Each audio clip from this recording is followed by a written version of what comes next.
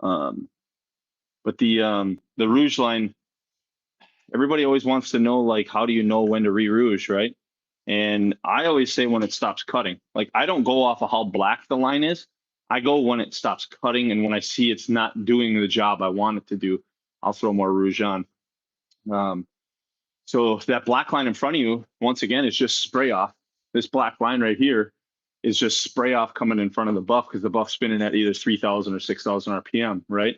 So I'm not gauging this line as my buff is still wet.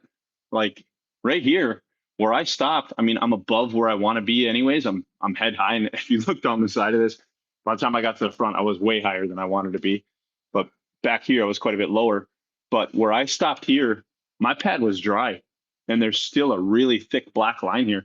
So in your head, you would think that there's still rouge in the pad, because it's still slinging off in front of you, but it's not. You're just picking up that little bit that's there and slinging it back in front of you. So it comes around the corner, comes around and slings back off, comes around, slings back off, comes around, slings back off, but the pad's dry.